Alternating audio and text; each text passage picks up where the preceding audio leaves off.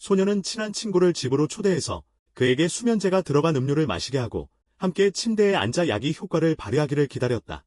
그러나 반나절이 지나도 친구는 아직 잠들지 않았다. 그녀는 약이 부족하다고 생각하여 수면제에 사말이 들어있는 뚜껑을 가지고 가서 감기약이라고 거짓말하며 친구에게 그것을 먹이게 했다. 이번에는 잠시 후 친구는 햄버거를 물어낼 힘도 없이 기절해 침대에서 내려갔다. 그때 소녀는 차가운 표정을 지으며 천천히 밖으로 나갔다. 얼마 지나지 않아 그녀의 아버지가 문 앞에 나타났고 그는 이미 거기서 기다리고 있었다. 그는 즉시 방으로 달려가서 빨간 천으로 소녀의 팔과 다리를 모두 묶은 뒤 딸에게 오늘 밤 다른 곳에서 자고 내일 아침에 돌아오라고 말했다.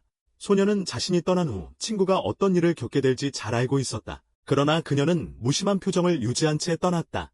그녀가 떠난 뒤 남자는 급히 방으로 돌아가서 잠든 소녀를 몰래 살펴본 후 매우 음험한 표정을 지었다. 그 후 그는 여러 가지 도구를 꺼내 침대 위에 나란히 놓은 다음 가위를 사용해 소녀의 옷을 다 잘라내고 수면제를 먹은 소녀를 강제로 범했다. 끝난 후 그는 소녀를 화장실로 끌고 가서 위아래로 깨끗이 씻어내어 흔적을 남기지 않게 하고 다시 수면제를 먹인 후에야 안심하고 소녀와 함께 자다가 아침이 되었다. 다음 날 아침 남자가 소녀를 흔들려고 할 때 마취제가 효과를 다했는지 소녀가 갑자기 정신을 차렸다. 그녀가 눈을 떴을 때는 아버지에게 매우 놀랐고 즉시 발버둥치며 소리치며 구출을 요청했다. 이런 갑작스런 상황에 남자는 약간 당황했고 소녀를 제압하면서 손수건으로 그녀의 입을 막았다. 소녀가 아무리 발버둥쳐도 소용이 없었다. 이렇게 남자의 악의적인 시선 아래서 소녀는 곧 숨을 거두었다.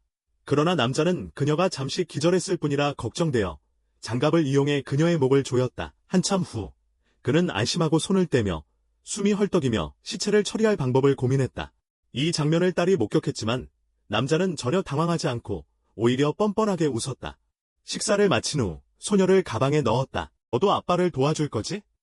빠르게 두 아버지와 딸은 시체 처리에 착수했습니다. 그들은 소녀의 몸에 곰팡이 방지제를 뿌려 시체가 빠르게 부패하지 않도록 했습니다. 그런 다음 소녀를 여행 가방에 넣고 아무도 없는 사이에 차량에 실었습니다. 딸은 어머니의 유품을 가지고 제사 명목으로 차량을 운전해 사람 없는 숲속에 가서 시체를 산속 깊은 곳에 던졌습니다. 아버지는 엄마가 그리워, 나도 그래. 그런 후 남자는 딸과 함께 근처 해변으로 가서 아내를 추모한다고 말했지만 실제로는 현장에 없었던 증거를 만들기 위해서였습니다. 이제까지의 이야기를 듣고 여러분은 정말로 이런 변태의 아버지와 올바른 것과 잘못된 것을 모르는 냉혹한 딸이 존재할 수 있을지 궁금할 것입니다. 하지만 이것은 실제로 한국에서 발생한 사건입니다. 지금까지 제가 설명한 내용은 이 남자의 범죄의 일부분일 뿐입니다. 여러분이 상상할 수 없는 것은 이 남자가 돈을 벌기 위해 아내에게 어떤 일을 강요했는지입니다. 그는 아내에게 섹시한 잠옷을 입히고 유혹적인 자세를 취하게 한 후 그 장면을 사진으로 찍어 인터넷에 올려 고객을 모집했습니다. 곧 고객이 찾아왔고 남자는 상당한 돈을 벌었습니다. 하지만 그는 여전히 만족하지 못해 몰래방에 숨은 카메라를 설치하고 아내의 모든 모습을 촬영하여 인터넷에 다시 판매했습니다. 그가 아내에게 이러한 일을 강요할 수 있었던 이유는 딸의 치료를 위해 돈을 벌기 위함이었습니다. 몇 년 전 그들은 만나서 사랑에 빠졌고 곧 딸을 가지게 되었지만 딸은 희귀병에 걸려 많은 돈이 필요했습니다. 처음에는 길거리에서 간판을 들고 도움을 요청했지만 효과는 미미했습니다. 다행히도 한 기자가 그들을 발견하고 아버지의 사랑을 널리 알렸습니다. 짧은 시간 안에 남자는 인터넷에서 유명인사가 되어 좋은 아버지로 평가받았고 첫 번째 수술을 위한 큰 기부금을 받게 되었습니다. 또 다른 선의의 사람들이 그들에게 치킨 가게를 선물하며 남자가 사업을 잘해서 나중에 딸의 치료를 계속할 수 있도록 도와주었습니다. 하지만 갑작스럽게 얻은 재산은 남자의 정신을 흐리게 했고 그는 그 돈으로 차를 사고 즐거운 삶을 살기 시작했습니다. 이렇게 빠르게 돈을 다 써버리고 치킨 가게도 팔아버린 후 그는 다시 경제적 어려움에 빠지게 되었습니다. 하지만 언론의 영향력을 인식한 남자는 곧 다시 예전의 방식을 시도했습니다. 그는 의도적으로 아내와 딸을 병원 앞에 데려가 병세가 악화되었다는 핑계를 대며 또다시 헌신적인 아버지의 모습을 연출하여 온라인에서 사람들의 동정을 받으려 했습니다. 이번에도 그는 성공했으며 13년 동안 총 20억 원 가까이 되는 기부금을 사취했습니다. 그는 전문 기부 사무실을 차렸고 남성 병원의 외과 수술을 자주 받으면서 호화로운 삶을 살았습니다. 딸의 치료에 사용된 돈은 7,800만 원이 넘었습니다. 남자의 행동을 보고 아내는 여러 번 딸과 함께 도망가려 했지만 병원 비용을 감당할 능력이 없었습니다. 그래서 그녀는 어쩔 수 없이 그와 계속 함께 살아야 했습니다. 예상치 못한 일은 그녀가 곧 남자의 돈벌이 도구로 변하게 되었습니다. 호화로운 소비와 기부금의 감소로 인해 남자는 곧 경제적 자원을 잃게 되었습니다. 특히 아내가 신용카드 청구서에 거액을 보여주었을 때 그는 극도로 분노하여 아내를 폭행했으며 항상 내가 돈을 벌고 너는 아무것도 하지 않는다고 불평했습니다. 이 생각이 들면서부터 그는 매일 아내를 돈벌이 도구로 이용할 방법을 고민했습니다. 어느 날 아내의 아름다운 얼굴과 매력적인 몸매를 보면서 그는 악의적인 생각을 떠올렸습니다. 그래서 그는 딸을 협박하여 아내에게 고객을 유인하게 하고 몰래 영상을 찍어 판매하기로 했습니다. 하지만 이런 방식으로는 돈이 너무 늦게 들어왔고 그는 또다시 아버지의 도움을 받으려는 생각을 했습니다. 그는 아내를 데리고 경찰서에 가서 아버지가 자신을 성추행했다고 거짓 신고를 했고 큰 보상금을 요구했습니다. 하지만 증거가 부족하여 경찰은 사건을 기각했습니다. 이로 인해 남자는 더욱 분노하여 아내를 강제로 아버지를 유인하도록 하였고 증거를 남기기 위해 아내를 폭행했습니다.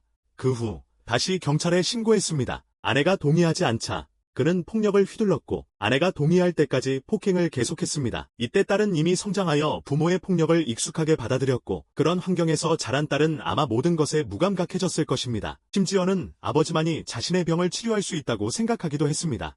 결국 아내는 동의하게 되었고 남편의 지시에 따라 아버지 집으로 갔습니다.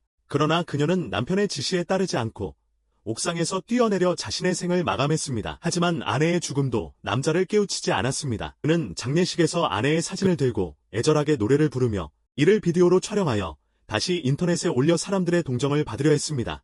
뿐만 아니라 그는 직접 아내의 시신을 칠형하며 그 과정을 비디오로 찍어 언론에 전송해 적지 않은 보수를 받았습니다. 그러나 그가 시신을 처리한 이유는 자신의 수치스러운 최후를 피하려는 것이 아니라 아내에게 신체의 여러 부위에 해로운 문구를 문신으로 새기게 했기 때문입니다. 그는 다른 사람들이 이 문신을 보아 자신의 이미지를 손상시킬까 걱정했기 때문에 시신을 직접 처리한 것이었습니다. 하지만 남자의 잔인함은 거기서 멈추지 않았습니다. 아내가 사망한 지 단 3일 만에 그는 온라인에 친구 요청을 보냈습니다. 변태적인 욕망으로 그는 오랫동안 참을 수 없었습니다. 아내가 살아있을 때는 그 욕망을 해소할 수 있는 기회가 있었지만 이제는 새로운 희생자를 찾아야 했습니다. 그는 빠르게 딸의 친구 중에서 목표를 정했습니다. 딸 옆에 가정 환경이 좋지 않거나 부모와의 관계가 좋지 않은 친구가 있는지 물었습니다. 최근 아버지가 조금 외로워졌다고 대신 엄마 자리를 채워줄 사람이 필요하다고 했습니다. 이런 친구가 있나요? 그런 친구가 있는지 정확히 알지 못했습니다. 말을 마친 후 그는 딸의 전화기를 집어들고 사진을 살펴보기 시작했습니다. 곧 그는 아름다운 소녀를 발견했습니다. 이 아이도 괜찮겠군. 엄마와 조금 닮아 보이기도 해. 너가 그 아이를 데려오렴. 딸은 이미 모든 것에 무감각해져 있었기에 반대하지 않았습니다. 곧 그녀는 친구를 집으로 초대했고 아버지의 지시에 따라 친구에게 수면제가 든 음료를 마시게 했습니다. 친구가 잠든 후 그는 그 친구를 자신의 아버지에게 넘겼습니다. 이후 이 짐승 같은 남자의 범죄 행위는 신조차도 분노할 정도였습니다. 하지만 이는 한국에서 실제로 발생한 사건이라는 것을 상상할 수 있는 사람이 있을까요?